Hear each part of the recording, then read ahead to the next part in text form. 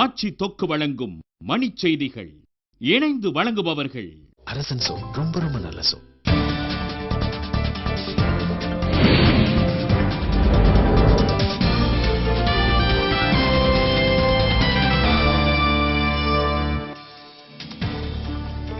அரசியல் கட்சிகள் ஆண்டுதோறும் கணக்கு விவரம் வெளியிடுவதை கட்டாயமாக்க தேர்தல் ஆணையம் திட்டம்.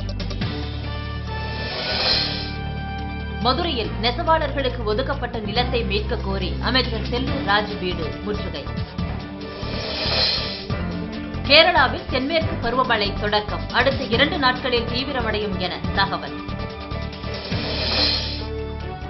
நடிகர் ரஜினிகாந்தின் உடல்நிலை சீராக இருப்பதாக சிங்கப்பூர் மருத்துவமனை விளக்கம்.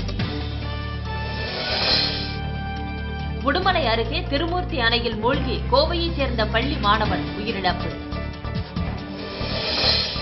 கருப்பு பணத்தை 16 மாதங்களில் அளவிட்டு அறிக்கை அளிக்க குழுக்களை அமைத்தது நடுவண் நிதி அமைச்சகம்.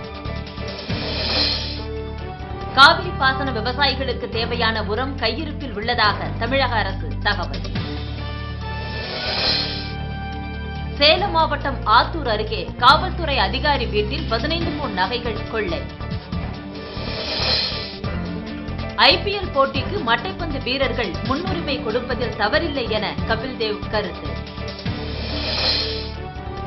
பாகிஸ்தான் பிரதமர் கிலானியுடன் தொடர்பு இருந்ததாக அமெரிக்க நீதிமன்றத்தில் தீவிரவாதி ஹெட்லி வாக்குமூலம்.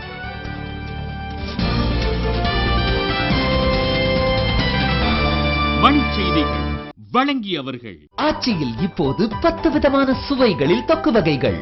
இணைந்து வழங்கியவர்கள் அரசன் சோ. ரொம்ப ரொம்ப நல்ல சோ.